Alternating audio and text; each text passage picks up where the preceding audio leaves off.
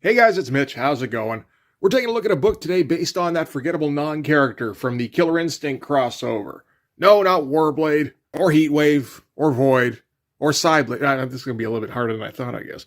We're taking a look at Misery #1 today. So I'm sure we all recall the Killer Instinct crossover from 1993. It was the big, momentous crossover that everybody was looking forward to, where the Wildcats were going to be facing off against Cyberforce. And it didn't turn out to be much of anything, really.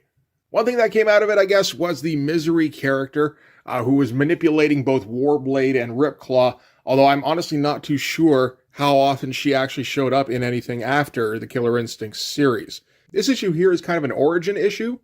A little bit. Like, it doesn't really cover, because we know the whole deal with Cyberdata where they kind of scoop people up with mutant-type abilities, and then they slap cybernetics on top of them and then brainwash them, right?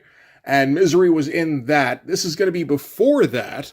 This is starting out when Misery was a teenager, and honestly, it feels kind of unfinished, I think. I'm not sure if this was meant to be more than one issue. It never quite got there. And up in the indicia here, it just says special instead of #1. But this is going to be both written and penciled by Brandon Peterson, which is an interesting choice. Brandon Peterson, I'm not super familiar with. I remember mostly from the Executioner's song back in Uncanny X-Men. And he was the guy who had the unenviable job of taking over for Whilce Portacio and Jim Lee. And I mean, I didn't particularly like those issues of Uncanny X-Men that Brandon Peterson drew. That was very early in his career. It might have been his first work in comics. It looks like not quite. It looks like he may have worked on a couple of titles before that. But he was kind of raw at the time. Like, he had covered a lot of his fundamentals, but his characters were very stiff. His faces all kind of looked the same. They didn't look all that great. It's like, oh man, that's no good really after you're used to reading Whilce Portacio. And I never really saw anything by him after that. And, a little while back, I was kind of wondering, I wonder what those guys look like. All those guys that I remember being not too big on back in 1993, what did they turn out to be? And Brandon Peterson was surprising, like the level he was able to get to, at the speed he was able to get to. After jumping ship from Marvel, he joined Mark Silvestri to work on Codename Strike Force for a while. And I mean, at the beginning, his style still looked pretty much the same, but by the time we get to this, it's looking completely different, and it's a style that it looks like he's developed for a little while, and he's fully in command of at this time. So why don't we get right into it? We could start with the cover. I mean, this is, I don't know, it's okay. I mean, I'm trying to think of what this would look like in a comic shop. If you look across the room and you see this staring back at you, you're kind of like struck for a second, I imagine.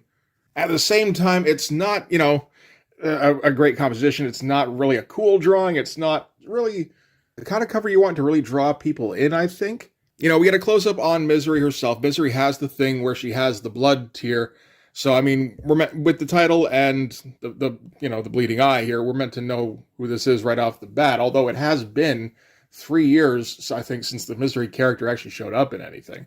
From what I can tell, around this time, Cyberforce is starting to use her again, I think for the first time, since she was theoretically killed off in the Killer Instinct crossover. Spoilers. If you do need to refresh yourself, I did do videos on each of the issues that were involved in the Killer Instinct crossover. But I mean, it's a fine shot of a close-up of an eye, I guess. Them some fuzzy eyelashes she got, but aside from that, no real problems, I guess. All right, yeah, so writer, penciler, Brandon Peterson, inks by Bat. I think Bat's pretty good by this time. Colors, Ashby Manson. Some kind of credit here for Richard Isanov and Jonathan D. Smith, but I can't read that shit no more. Dennis Heisler on letters. Len Wein doing the editing. That's cool. And yeah, just everybody else. All the Top Cow books. They got to list everybody who works in the office. All right, so we're going to start things off with one of the other characters who was introduced during the Killer Instinct crossover. This is the character of Rick Toffen, who, again, as far as I know, hasn't been used since 1993. And I mean, I read these books like a year or two ago. It took me a minute to remember who exactly this was supposed to be. And Rick Toffen is making himself some cyber zombies. And Brandon Peterson is going to get a little pretentious about it. He's going to do a lot of talking about Mary Shelley's Frankenstein. And, talking about eternal life, about how Mary Shelley, I guess, lost a kid just before she wrote Frankenstein. I wasn't aware of that. And she kind of poured her grief into that kind of thing. And about how he's going to become a god because he can create life, yada, yada, yada. The writing in this it's serviceable. It's about as good as a Brandon Choi joint, at least. The art is not bad at all. Like, I like this tech that he's coming up with here. I like the black and white balance he's getting with the character. He's getting some nice detail, throwing in all sorts of little wiring under the skin. That stiffness that he had not too long ago, a couple of years before this, that's all gone. And so is his kind of unfinished style. He's gotten much more slick. I mean, part of this is probably down to Bat's inks, which are very smooth around this time, I think. But no, Brandon Peterson has come quite a long way since the Executioner's song, by the looks of it. All right, so yeah, okay, we can get into it here after just a second, because I got to take a moment now to remind you guys that the Blood Force Kickstarter has now launched. It's a satire of 90s extreme comics like this. Well, maybe not entirely like this. More the typical 90s tropes. Speed lines, overly muscled dudes and improbable guns, kind of a lack of attention to perspective or continuity or restraint. So yeah, that's the comic I've been working on for 3 years. We got 5 issues in the bank now, and I'm ready to start putting physical copies of the first issue into people's hands. So if that sounds like something you might be into, check out the link in the description. We got 16 days left in the campaign. We're getting pretty close to meeting the goal, so it's not going to take much more to push it over. So get in now. I want everybody getting copies of this thing so that you'll be all up to speed when I do the campaign for issue 2 next year. All right, back to this. So, okay, Rick Toffen he's still working on his Frankenstein things. These are the busybodies, which, again, were basically just cyber zombies that were brought up in Killer Instinct. So they're testing out the software, when all of a sudden everything starts to go wrong, the flesh starts melting off of the cybernetics in a pretty cool sequence here. All the cybernetics start crashing, and eventually the whole thing just kind of collapses and kind of melts into a heap. Rick Toffen is quick to try and blame his lackeys because, he's a villain. That's what he would do. But the lackeys inform him that this is down to shoddy materials that were provided. They ask him if he wants to put the cyber zombie here out of his misery because he's dying, but it's slow. And Rick Toffen's like, no, we'll just let it die naturally and we can watch the progress, and that'll be fun. But, some pretty damn good shots in here. We're not skipping on any detail for the most part. There's obviously some panels where he eases up on the backgrounds, but he's got more than enough to kind of establish location so that we're never really lost from panel to panel. And the focus of the shots, stuff like this, you get a decent mid shot of a cyber zombie, all uplit and everything. That thing looks great. And again, yeah, the melting scene here where we get it just kind of decomposing before our eyes. That is some absolutely fantastic stuff. The lackey here, this feels like he's meant to be based off of somebody, but I'm not sure who that would be at this time. And yeah, then we get a close-up of a burning skull, which looks pretty good. Like, it's not quite going to compete with Mark Teixeira on Ghost Rider or anything, but it beats most other people's Ghost Rider, I'd say. And naturally, the title for this one is going to have to be Prometheus Unbound. Because, like I said, Brandon Peterson, he's getting a little pretentious in this. I think this is the first thing Brandon Peterson's written. It's a little tough to find Brandon Peterson credits. So, I mean, on the one hand, I'm kind of like, okay, good on you, I guess, for taking a big swing. I think maybe he bit off a little bit more than he could chew. But I mean, that's okay. For an early attempt at writing, like I said, this is mostly serviceable. All right, so from here, we're going to cut to Oklahoma, where somebody's driving along in a very boxy-looking truck. And it turns out, this is the misery character here. This is Lydia. She's like 16 years old at this time, so younger than she would be in the Killer Instinct series. So like when I say origin, I mean like they went back to like quite a few years before anybody's ever seen her before. And this is her dad that's driving her along. And apparently what he's doing is he's driving Lydia to an abortion clinic. So Lydia's gone and fallen for some dude and gotten herself knocked up, and her holy rolling dad is going to take her to the abortion clinic, and he's going to cuss her out the whole way for bringing shame on the family kind of thing. Although it sounds pretty clear that the family is just Lydia and her dad. Lydia has been asleep, but then it turns out this flaming skull thing, Lydia actually saw in a dream. And so, yeah, she wakes up screaming and muttering about burning skulls, and her dad starts to go, yeah, you're going to burn all right, because again, holy roller. And just kind of rattles on and on and on, just giving her shit the entire way. All right, so later that night, I guess we can assume that the abortion has been completed at this point. Lydia's up in her room, and the dad is just kind of hanging out in the living room when the phone rings. He assumes this is whoever knocked up his daughter. He doesn't know the name of the person. Turns out it's not whoever knocked up Lydia, it's actually Rick Toffen. And Rick Toffen is representing Cyberdata in this instance, and Cyberdata has taken a controlling interest in the refinery where Lydia's dad works. And he's advising him that he's going to be dropping by the refinery the next day, so he's going to be needing to speak to Lydia's dad. He's probably got an actual name in here somewhere. Mr. O'Rourke, I guess that'll do. But anyway, at first, Mr. O'Rourke decides he doesn't like people telling him what to do until Rick Toffen tells him that he's aware of some shady business from Mr. O'Rourke's past, and that shuts him up pretty quick, and he agrees to meet him the next day. Page itself is all fine. It's kind of standard Top Cow stuff, which is generally, has a pretty high bar. I think Jim Lee was able to find more high-quality talent than Mark Silvestri did, although he also, I think, had a lower bar to entry in that some of his guys were very clearly like house-style guys. And they could do fine. They had their basics down okay. Wasn't particularly great to look at, though. And I don't think there were too many Top Cow guys who were like that. Usually the guys he brought in, they seem to get their feet under them pretty quick and kind of turn into superstars. Oh, yeah, and while O'Rourke was on the phone, Lydia could hear him and decided that now would be a good time to run away and join the dude who knocked her up the first time around. And it turns out that dude is like her father's number one assistant down at the refinery. And I mean, that's a pretty great looking page. I'm kind of hoping that I misremembered what her age was supposed to be now and that she was actually 18 and not 16, but I guess it didn't matter quite as much in 1993 now, did it? So anyway, Jim is telling Lydia here about how this has to be the last time they end up meeting, because he's apparently married with kids, and he's old enough to kind of be her dad. Well, he kind of stops himself from saying that, at least.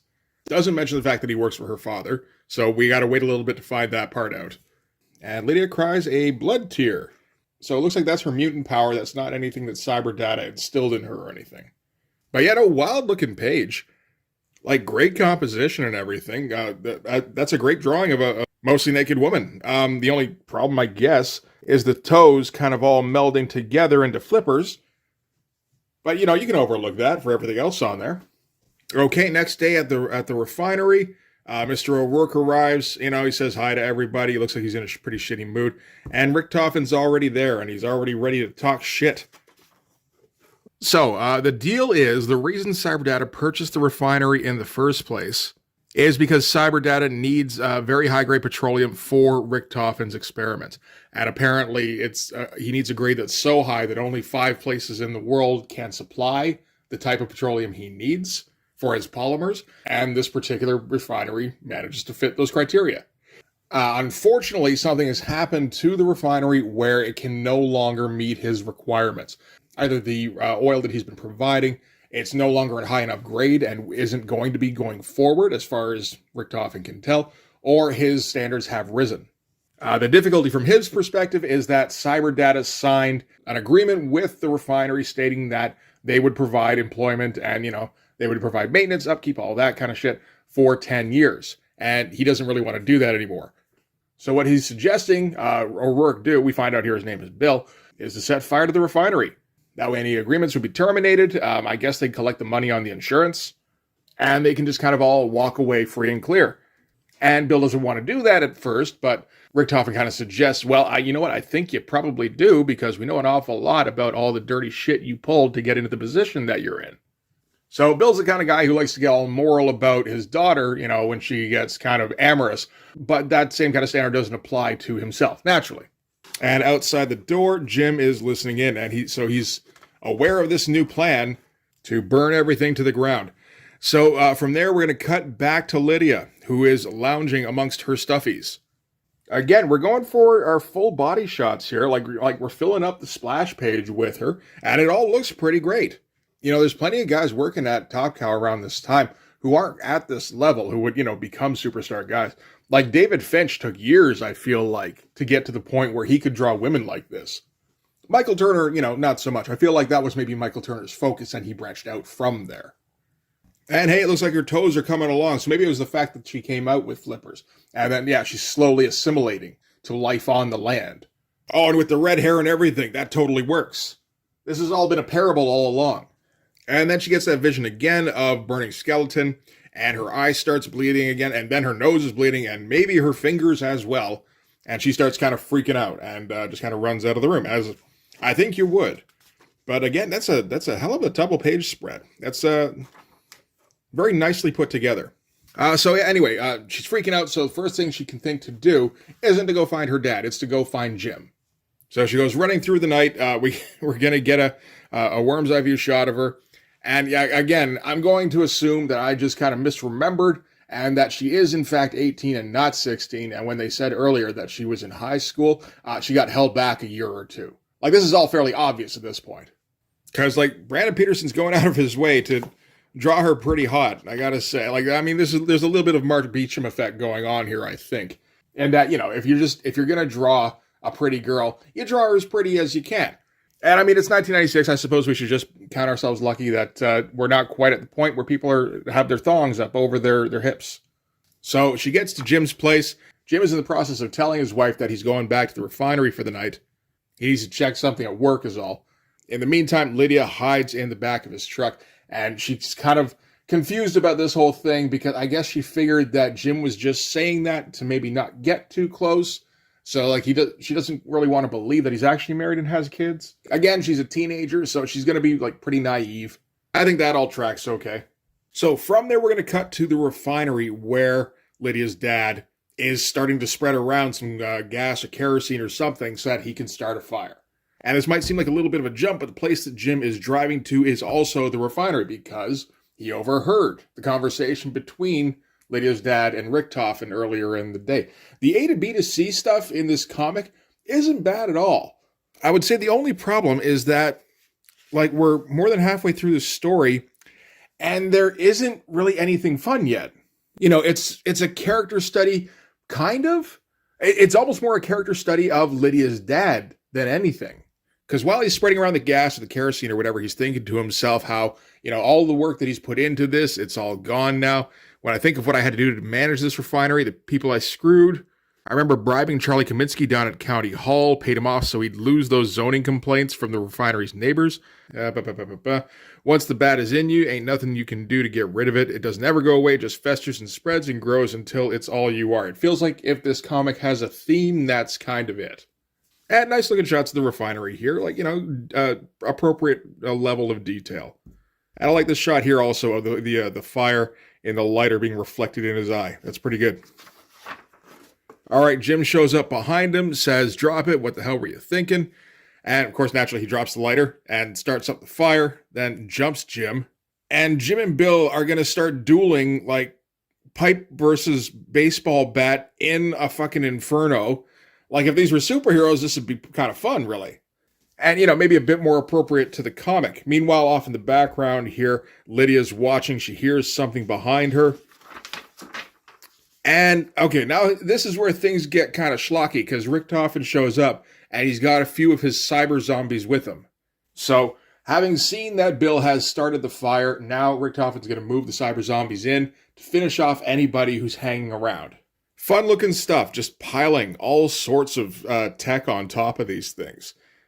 Tiny little skull heads, and then it's just all tubes and protuberances. Lydia sees this and accidentally knocks a wrench off, which, you know, calls attention to her. So the cyber zombies first are going to target her first, and she, you know, panics because she's a hopefully 18-year-old girl, and sets off her mutant power thing. You know, she starts bleeding from the eyes and incites one of the cyber zombies to kill the other one. Rick Toffen describes it as she managed to manipulate the one who was more organic. Because, yeah, you look at the other one here, you don't ever really get any kind of indication that there is a zombie element. That's really just more this one. So, having seen this firsthand, Rick Toffen is now more interested in Lydia than this project that he's been working on, presumably for years. I guess the point of that is that he has the cyber zombie technology already. It's already functional. Or pretty close to. You know, obviously there's a few glitches in it, but it's pretty much at the point where he can use it in the field. And now he's got something new he can focus on.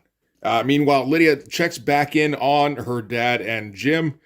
Turns out her dad has gotten the upper hand, and he's gone completely insane. And as Lydia watches, he impales Jim with the pipe that he had in a move that seems, more than a little bit contrived. But we get a big old no out of Lydia for that, which prompts her to, I guess, unlock some memories. Because that's what happens when you get traumatized like that, is you start, like, going into a reverie. Whatever, it's fine. The memory in question is of hanging out with her dad when she was far littler, and they were discovering that Lydia's mom had been sleeping around on her dad. And apparently her dad's response at that time was also to burn the place down. So yeah, he murdered, the both of them, really. I'm pretty sure this is meant to be the mom here that's running as a flaming skeleton. So that's the callback here, and I assume that Lydia's had dreams of flaming skeletons before now. Whichever. There's a flaming skeleton in there somewhere. So yeah, she's realizing that her dad's a murderer, and that the person he murdered was her mother. And he's starting to turn on her, so I think we can assume that he's probably going to try and take her out next. That seems most likely. Except she turns around, she's got her mutant power, so her eyes start bleeding, and she tells him to just stay where he is. And while he's doing that, the fire's advancing behind him, and then he just lights up. Pretty good composition for the page here. This is a nice progression. It kind of leads to a satisfying conclusion. So after that, we get a really nice shot with the close-up on her dad's skull, which is smoking here, and Lydia just kind of coming out of it going, oh shit, what did I just do? And Rick Toffen kind of takes the opportunity to kind of spin this and say, no, look, you've cut yourself off from everything that was holding you back in your life. Now you can start over from scratch and do whatever you want. So here, come with me back to Cyber Data. We'll hook you up with a Lycra suit, fit a microchip in your head, and everything's going to be roses from here. And she says, sure, because she can't think of anything better to do. And yes, and then we get some more pretentious exposition to play us out. With, again, a really nice splash page here with Lydia in her full misery outfit. And yeah, that's kind of it for the issue. Looks like there's another misery thing by Billy Tan and Judy Hosobuchi. I don't know if that ever came out. Oh no, that's not a comic. That's for the pinup on the next page here, which is a really nice pinup. Very stylish, very slick. Super long legs on misery. Some of this inking, it kind of reminds me a little bit of P. Craig Russell, actually. Maybe not with some of this stuff, because it's not really smooth enough for that. It's fairly smooth, but just some of this very tapered brush inking. And then, I guess Black Anvil gets his own series too, written by Len Wein. I'm starting to think I should check out some of these miniseries that came out over the years, from Top Cow specifically, because I've been kind of ignoring the Top Cow stuff. Oh, it looks like Mark wants to try and compete with Todd a little bit in the toys in quotation market. Although this one's pretty obviously much more of a statuette. Looks like a pretty good one, though. Is that like made out of vinyl or something? Because the texture on the skin here looks a little soft, which I feel like would be unpleasant. Anyway, that's Misery number 1.